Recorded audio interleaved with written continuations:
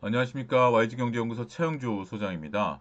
6월 8일 오늘 유튜브 방송 시작하도록 하겠습니다. 뭐 특별히 날짜가 중요한 건 아니다라고 생각을 하고요. 시장에 있어서 변동성이 굉장히 좀 심했던 오늘 하루였었습니다.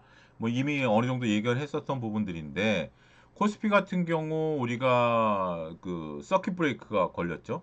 그런 상태였었습니다만 코스닥 같은 경우도 오후 들어서 또 서킷이 걸렸습니다.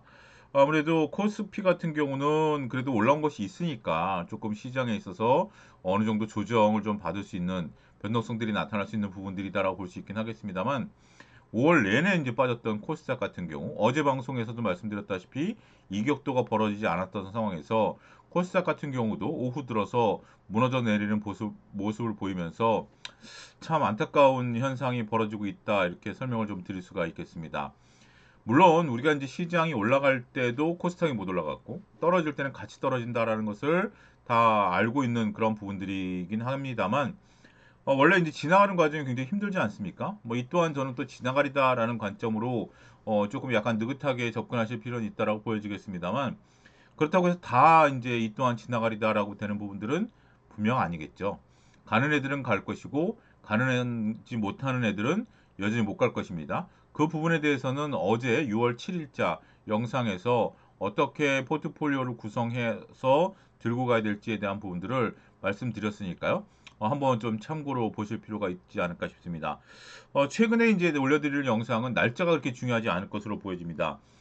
지금 이제 시장 전반적인 얘기들을 좀 통해서 말씀을 좀 드리고 있는 거기 때문에 여러분들이 앞뒤 영상들을 다 같이 보실 필요가 있다라고 말씀드릴 수 있겠죠.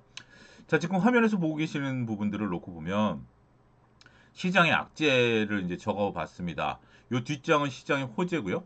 이럴 때일수록 우리가 그 어떻게 보면 그 재차조표를 한번 작성해 보는 것이 도움이 됩니다. 저도 이제 가끔 정신이 없을 때 그리고 머리가 혼동스러울 때 이렇게 호재와 악재, 시장뿐만이 아니라 제 일상에 대해서도 한번 그렇게 정리를 해봅니다.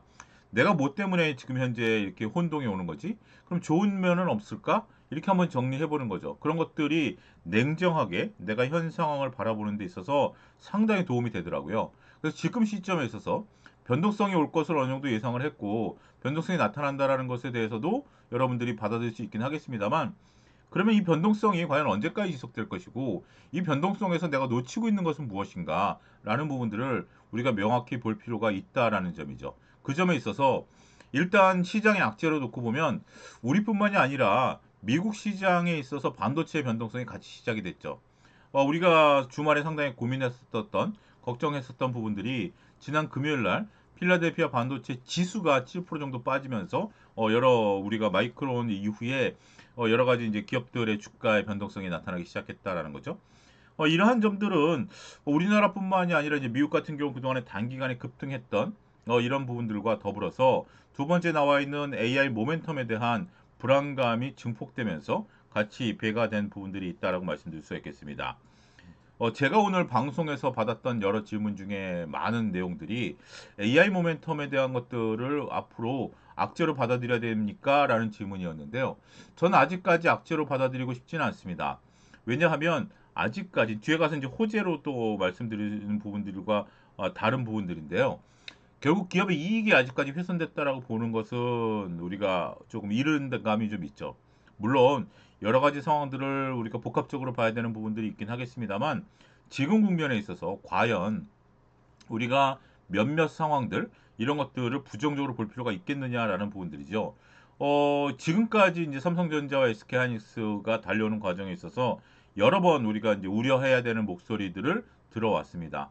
하지만 여전히 시장에 있어서 강한 흐름들, AI 모멘텀에 대한 흐름들이 이어지고 있다라는 측면에 있어서는 과연 우리가 우려할 바냐라고 보면 저는 아직까지 물론 이제 우리 이런 것들이 쌓이면 그 나중에 큰 악재가 되겠죠. 하지만 아직까지 악재냐라는 부분들에 있어서는 그렇게 대세를 흔들 정도로 부분들은 아니다라는 거죠. 문제는 우리가 이제 단기간에 이격도가 벌어졌고 이 변동성이 시작됐다라는 부분들.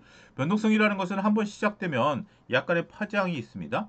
오늘 이제 또 그런 거가 있었죠. 뭐 지난달에 나왔던 뉴스인데 오늘 제가 확인한 게 싱가포르계 헤지펀드에서 한국에 대한 어떤 레버리지를 축소한다, 주식을 좀 판다라는 얘기들이죠.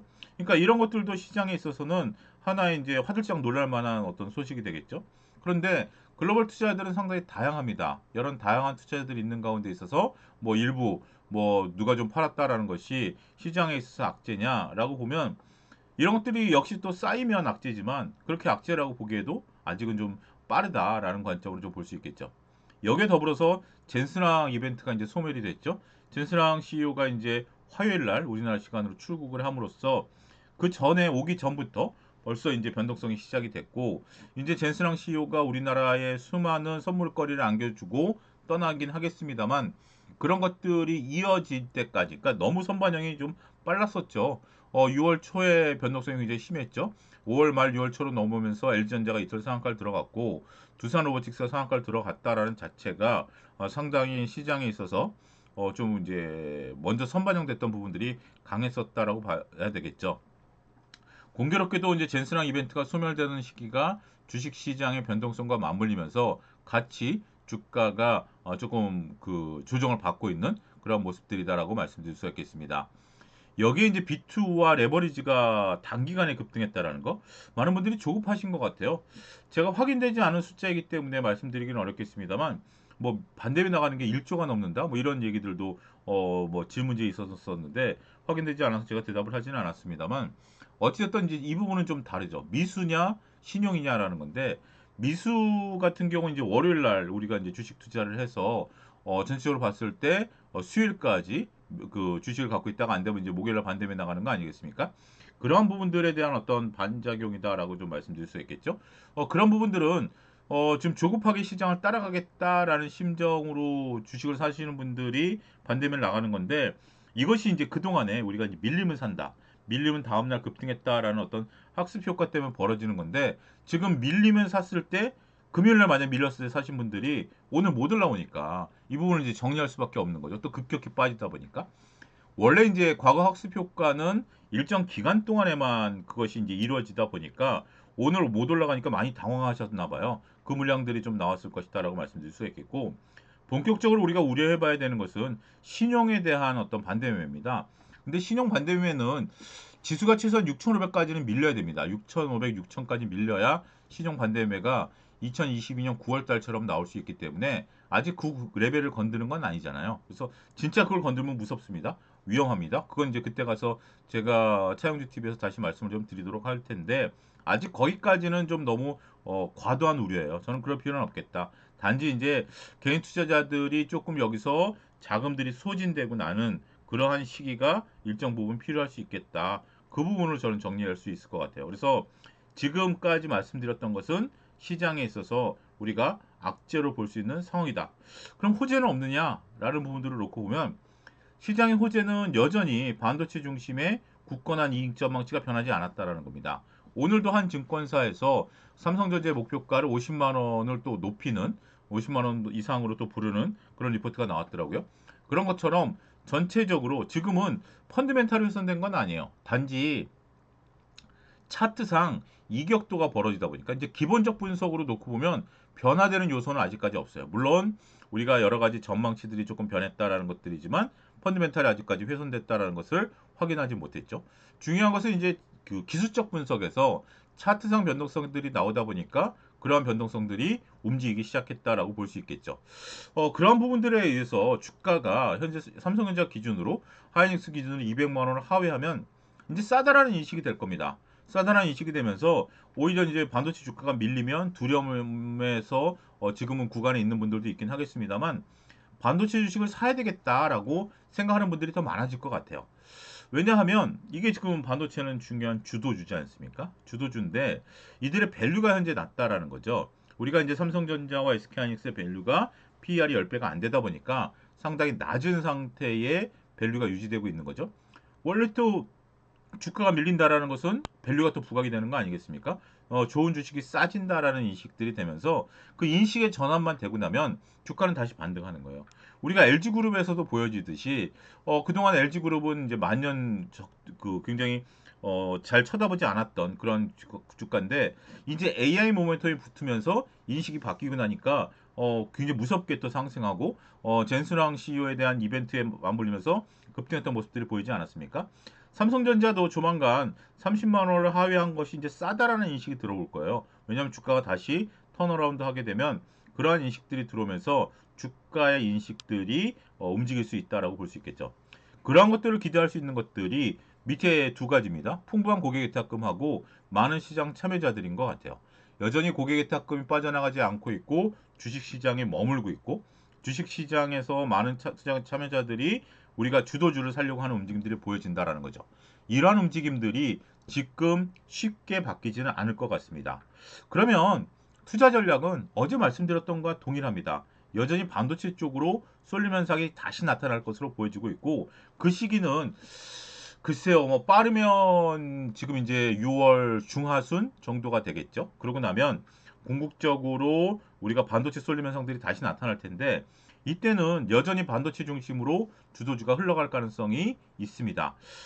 비주도주 같은 경우 상당히 어려워지는 거죠. 서두에도 말씀드렸다시피 양극화가 더욱더 고착화될 가능성도 배제할 수 없는 상황입니다. 따라서 그러한 부분들을 정확히 인식하시고 앞으로 제가 이제 월수금 차영주 TV 영상을 업로드 할 텐데요. 좋아요, 구독, 알람 설정을 꼭 해두십시오. 그러면서 제가 이제 그때그때 종목에 관련된 얘기라든지 투자 전략에 관련된 부분들, 지금은 특별히 투자 전략이라는 것이 약간 관망을 하면서 우리가 주도주가 밀리면 산다라는 그런 개념으로 가셔야 되겠고, 나중에 시장이 어느 정도 방향성을 잡을 때는 전략이 굉장히 중요합니다. 그러한 전략들을 제가 최양주 TV를 통해서 계속해서 말씀드리고 공유할 생각이거든요. 그런 부분들이 있기 때문에 지금 구간에 있어서는 여러분들이 일단은 조금 기다리십시오. 관망을 하시고 최양주 TV를 꼭 구독과 알람 설정을 해 두셔야 제가 어떤 뭐 갑자기 급하게 방송을 한다라든지 아니면 방송을 할 때 여러분들이 그거를 빠르게 캐치할 수 있지 않을까 싶습니다. 오늘은 시장에 있어서 호재와 악재를 냉정하게 봤습니다. 뭐 이거 외에도 여러분들이 생각하는 호재도 있고 악재도 있을 겁니다. 가끔 여러분들이 지금 이제 이런 거죠. 여러분들이 지금 하실 일은 뭐냐면 시장 전반에 관련된 말씀을 제가 드렸고요. 여러분들이 갖고 있는 개별 종목 단위에 있어서 이런 것들을 한번 좀 해보십시오. 불안하다라면 호재와 악재를 이렇게 정리를 해보셔서 악재가 많다라면 정리를 해야 되겠죠. 호재가 많다라면 그래도 기다려봐야 되겠죠. 그렇게 하면서 용기를 우리가 조금 북돋우면서 또 때로는 냉정한 판단을 하는 근거로 삼으시기를 권고해 드리도록 하겠습니다. 자, 오늘 방송 여기서 마치도록 하겠습니다. 감사합니다.